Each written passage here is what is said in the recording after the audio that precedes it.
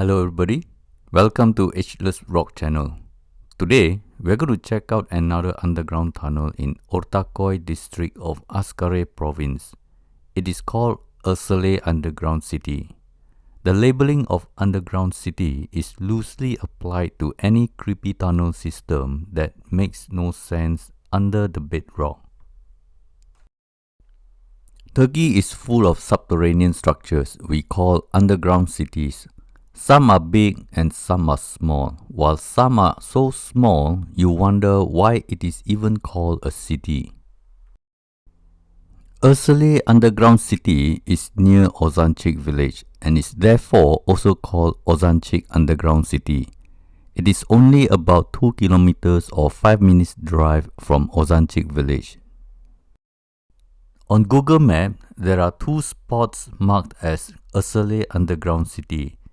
That is because it spans 2.5 square kilometers.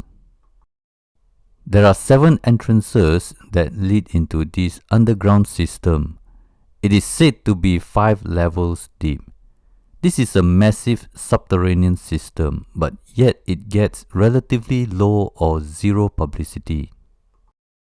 Most articles will simply praise the locals who did this as hardworking ancient people worried about being attacked by enemies.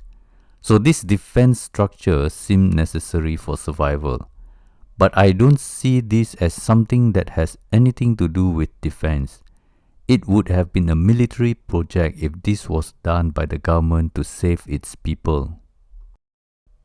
As you can see from the photo, during winter it will be very cold on the inside.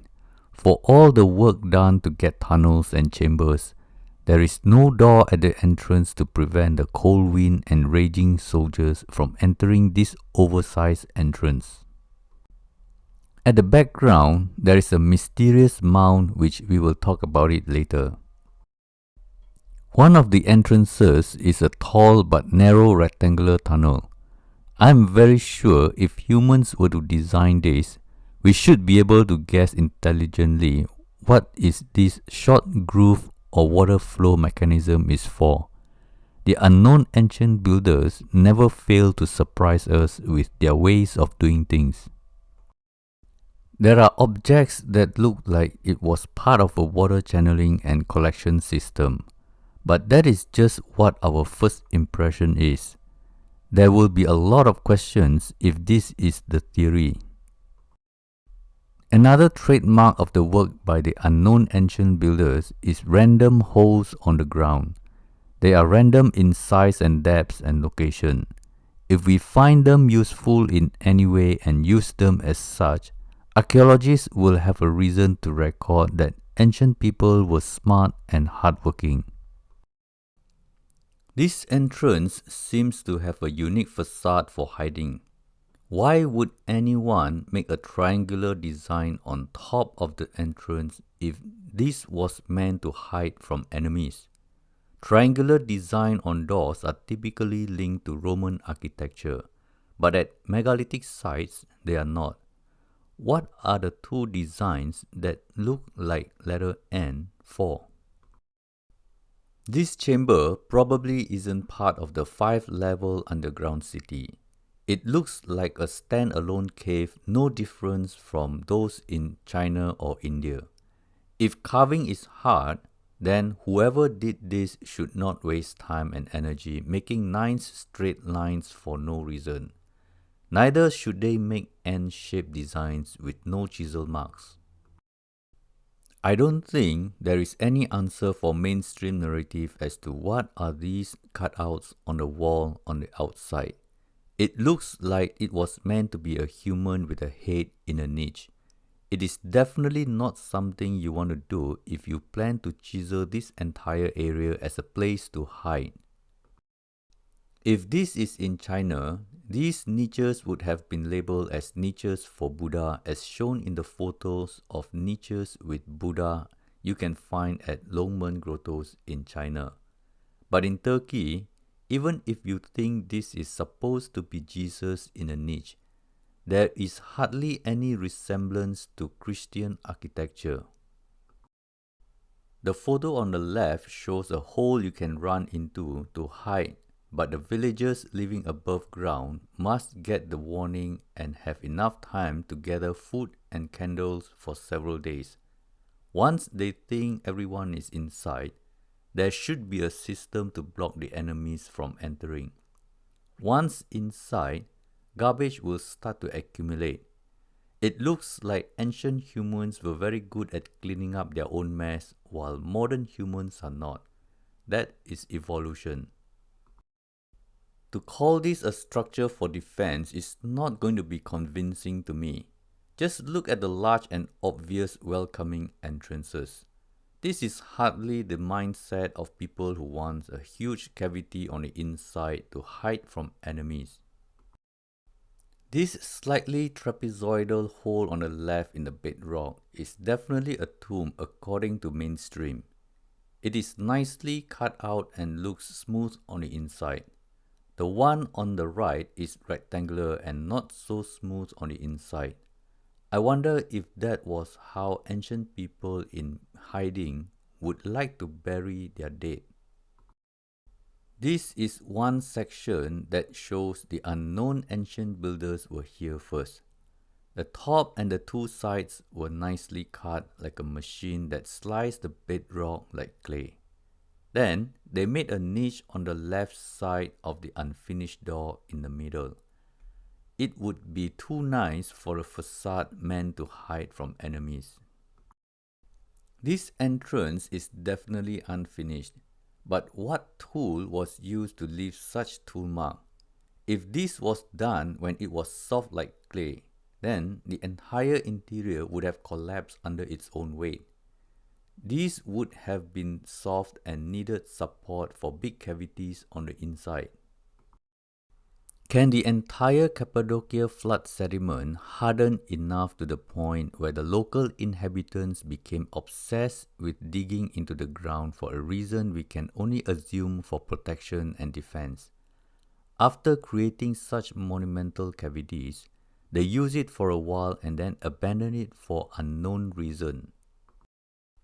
Is it possible that when we rediscover them, they were all nicely petrified from muddy origin and the tunnels and chambers are all creepy and useless? If it was created by human, then you can tell architecturally they are not made by nature or animals. But yet, they always look more like something burrowing animals would do. And when humans use them, you can tell from what we left behind, just like the garbage in this cave. It is said that there are chambers and granaries found in these labyrinths. There are 22 preservation pits, water channels, and wells. There are also cheese and wine production rooms, which archaeologists are more than happy to show you their daily life here when there were no enemies at sight. But is carving chambers and tunnels for hiding something ancient people would do when it was peaceful? This entrance doesn't look like a cave you want to carve out for hiding. In fact, it doesn't even look like something someone would do with whatever tools they have. It is a design not of human architecture. As soon as you enter the cave, all you have are holes you can use to barbecue food. They are random in size and location and design as they are not always round. The variety of shapes and sizes will not make sense no matter how you try to praise the locals for doing this. There are about 10 holes just upon entering this cave. Everyone with genius IQ level can only guess what they are for. With garbages left inside today and not cleaned up tomorrow, archaeologists might conclude something else 1,000 years from now if there is a catastrophic event tomorrow. At megalithic sites around the world, you always have a flat vertical surface with rectangular niches that make no sense. But if you combine all the architecture of megalithic sites around the world, You can tell they are from the same unknown ancient builders.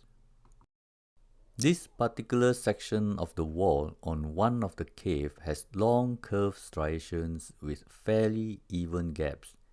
It is so long at an angle that you can only conclude it was a powerful tool that rakes the wall, or the wall was soft like clay. Either way, you will be sent to mental hospital for thinking like that. This section of the wall has vertical grooves for reason we will never know. You can assume reasons and assume any method of creating them, and it will not be without criticism. Just be amazed and wonder who was here first for now. If this is an entrance, that means the unknown ancient builders left their tool marks here. Maybe this is the signature of the unknown ancient builder who created this, and it is a simple sign of ownership. Just thinking out loud and waiting to be ridiculed. Typically, mainstream conclusion that it is for defense is because of round stones. If you can roll it to a tunnel, then it is for defense. So I'm guessing this stone has been rolled so many times that it started to crack and chip on the side. But look at the circular hole in the middle. It looks pretty smooth. Smooth enough for me to believe it was a drill that went through. There is another round stone in this tunnel system. It must have dropped and cracked while rolling it to somewhere. I'm not sure how many round stones were found here, but 2 is enough to conclude these tunnels and chambers were for defense as far as mainstream is concerned. I mentioned earlier that there is a mound nearby. It was first identified by a British archaeologist by the name David French, seated in the photo on the right with Turkish government official on the left. You can find that it is written as having a diameter of 125 meters, but I think the mound itself is slightly smaller at about 100 meters in diameter. No one actually knows the history of this monument, but it is believed that this is a Bronze Age construction. This mound was first mentioned in an 11th century Turkish Arabic dictionary. Ersele is probably to mean stacked hill in Old Hoyuk language. It is also thought to derive from Old Turkish root meaning to rise. This mound is an astounding achievement of the ancient world. Underground labyrinth is an astonishing accomplishment even with present power tools. Winters came and gone and repeated for thousands of times, but yet anyone who gazes at them are asking who did this. For all the possibilities that is thrown out there, this is probably just the rubble from digging out the bedrock. Well, that's all for today. I hope you enjoyed this short presentation on Ersele Underground City, where a mound above and tunnels below remain a mystery. See you in the next video and have a wonderful day. This is Berniong signing out. Sonra Guru Surus Gule Gule.